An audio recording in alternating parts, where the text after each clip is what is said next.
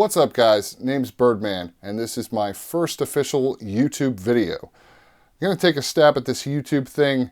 Cut me a little slack and bear with me, because I have no clue what the hell I'm doing. You don't know what you're talking about, do you?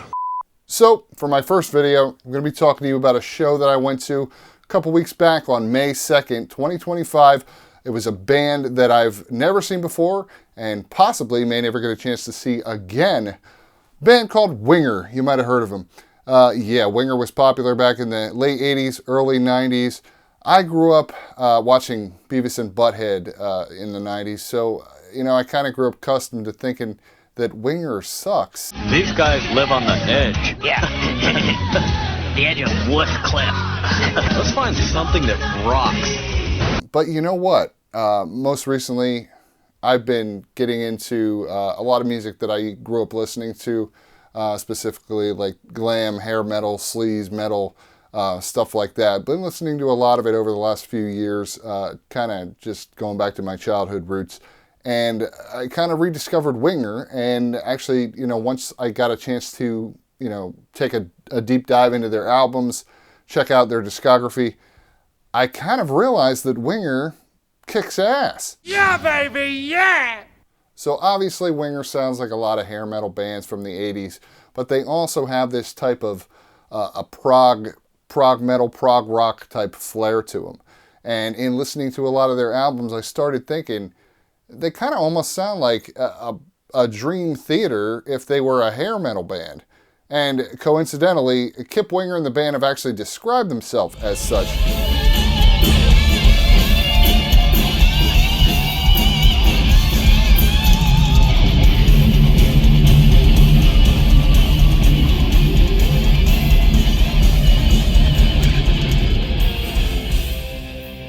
The show I'm talking about was on May 2nd, a couple weeks back at Penn's Peak in Jim Thorpe, Pennsylvania. Now, if you've never been to Penn's Peak, this place it's a really cool concert venue. They can accommodate, I would say, anywhere between 1,500 and 2,000 people, depending on the layout of the building. It's about an hour drive for me from my house. Driving there, it's interesting because it's all like back roads through the country and everything, and then you know, once you get close to the venue, you start going up this winding road up all the way to the top of the mountain. And once you reach that top of the mountain, there's Penn's Peak. And standing in line at the place, it's amazing. Like, the views that you get from the top of this mountain are spectacular. So before I got there, I was kind of thinking, there's probably not going to be too many people at this show. To my surprise, the place was jam-packed. I got up there, I pulled my tickets up on my phone, got in line, which was starting to wrap around the back of the building at this point. Once you get in there, it kind of resembles like a barn almost. The place is like all wood, like cathedral ceilings and a balcony that wraps all the way around the top. It's a really cool layout. General admission, standing room only, was basically from the stage to about halfway back. And then from that point to the back of the building, they had seating. And then they have a right and a left wing where they have seating as well. So pretty much not a bad spot in the whole place. They got a bar in the back. They got a snack bar. They also have Roadies, which is the restaurant that's connected to the building. I've never personally had a chance to eat there. I've always kind of wanted to before a show, but just never left early enough to do that. But I've heard good things, so I would recommend checking out Penn's Peak. And if you get a chance before the show and want to grab a bite to eat, check out Roadies. What I found interesting was there was like no merchandise at all at this show. The only merch that was there was for the opening act, Red Voodoo. But I was going to try to see if I can get a patch for, you know, this vest here, and nothing. No WINGER merch, no Bulletboys merch. But like I said, Red Voodoo did have some T-shirts there, but there was nobody manning the table at all for the merch stand, which was kind of weird. So very weird! So enough talk about Penn's Peak. Let's get to the show itself. Red Voodoo opened this one. Red Voodoo is a young band from Sacramento, California. They kick some ass. They actually opened with a song called Kick Some Ass, and that's what they did. They took control. The singer really took command of the crowd right off the bat. Got everybody up, got everybody into it, rocking out, and phenomenal show from these guys, and really young, and They kind of have like an old school vibe to them with a little bit of a modern flair. With the name Red Voodoo, I think there's a lot of inspiration there from Sammy Hagar era Van Halen. Maybe a little bit of AC/DC. Really good stuff if you get a chance to check out Red Voodoo. If they're touring with anybody, I looked on their website. They are touring with a bunch of pretty well-known acts. So they're traveling the country, they're getting out there, they're getting it done. So Red Voodoo, thumbs up on those guys.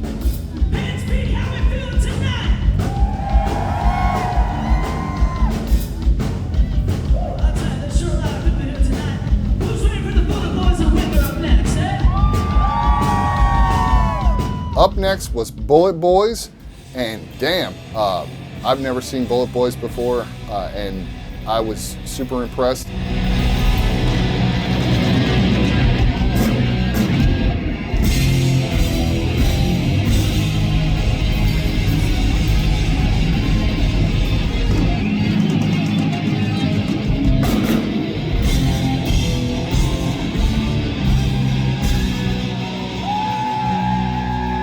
Mark Torian, this dude is in his 60s and he's up there just rocking out, gyrating all over that stage.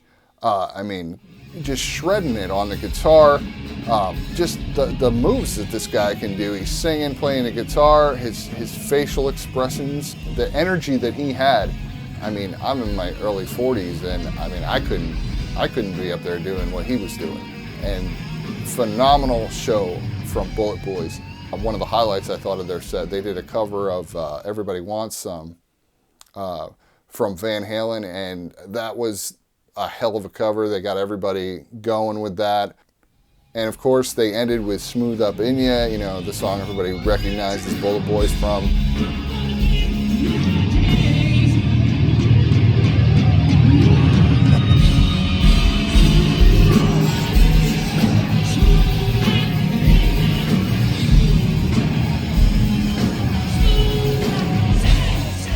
I wasn't expecting much, you know, from the show really as a whole. I just kind of, on a whim, I was like, hey, I'm going to check this out. It's not too far. It was a great time. Bulletboys, awesome band to check out. So if they're in the area or if they're in your area, I would definitely recommend checking out the Bulletboys. So now let's talk about Winger, the band that everybody came to see, the headliner. They came out and just ripped it up. They started off with Stick the Knife In and Twist, one of their newer songs off their most recent album, 7.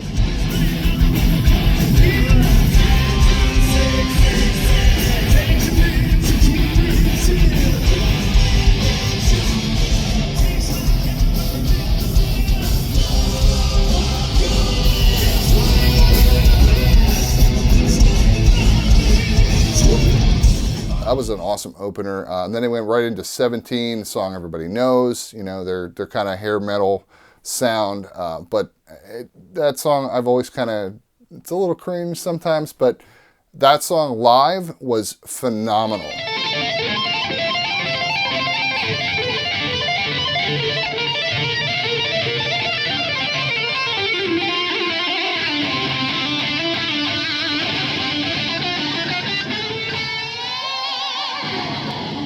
Their guitarist, Reb Beach, is just amazing. All the guys in the band, and it was all original members. One thing I liked that Kip did is he took the time to kind of, you know, recognize all the members of the band, which, you know, that's kind of standard fare at a show, but it's kind of a lost art too at the, you know, these days. It's a lot of bands kind of fail to do that. It's a lot of times you go and it's just about the front man, and then nobody else gets mentioned, which kind of sucks. But at this show, Kip Winger took the time to not only just, you know, mention the other members of the band, but run down like their list of accomplishments, what they've contributed to the band over the years, you know, the songwriting, the recordings, talked about their other projects, other bands that they've been involved with over the years, what they're doing now, where else you can catch them on tour. And I just found that really cool that he took the time to do that with pretty much every member of the band. It's not something that you see all the time. You know, sometimes you want to go, you just want to hear music, you don't want to hear a lot of talking. But it was a really nice part of the show, and Kip kind of told some stories here and there, and it was really interesting, and I'm glad that I ended up going to this show.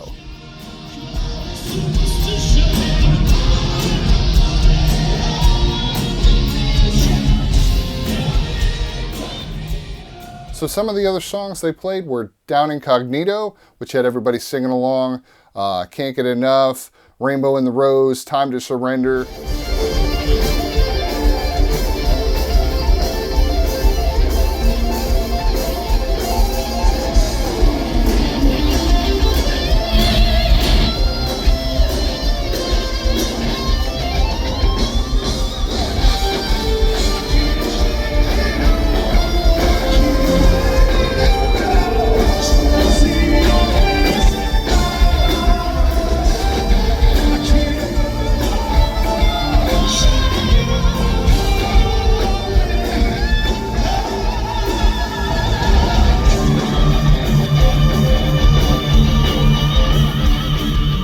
What I really noticed from hearing them live is a lot of their stuff when they're performing live sounds a lot heavier than it does, on the recordings. So I was kind of a little surprised by that, and pleasantly surprised. About halfway through the show, Kip Winger, he had a jacket on, he had his just his regular reading glasses on, kind of took all that stuff off, and he went to a headset microphone as opposed to the regular mic. Of course, he plays bass, so he seemed like he felt more comfortable. And just the songs from that point on just were, banger after banger. When they played Headed for a Heartbreak, Kip sounded friggin' phenomenal. This dude has still got it. He's still got the pipes. He can hit those high notes just like he used to way back in the day. And, the emotion that he put into it, especially on that song, it just gave me chills.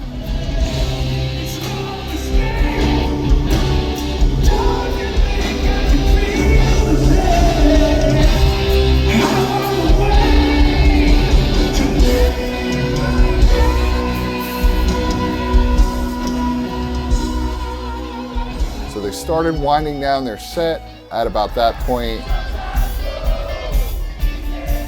they played Easy Come, Easy Go. They played Proud Desperado, one of their newer songs, which personally I love that song.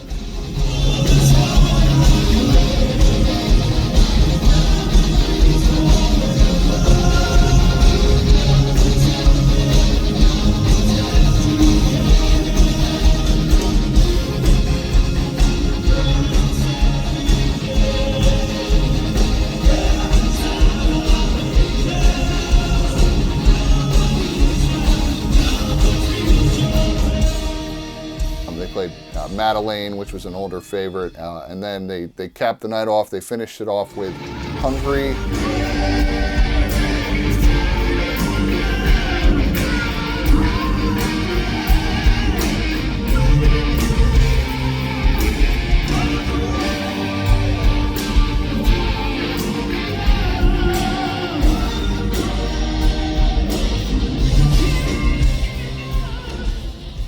Seeing Winger, I was really impressed. I'm glad that I did take the time to check this show out, because, like I said, it was kind of on a whim, and I'm glad I did because, like I said earlier, this might be the last time that I could check them out.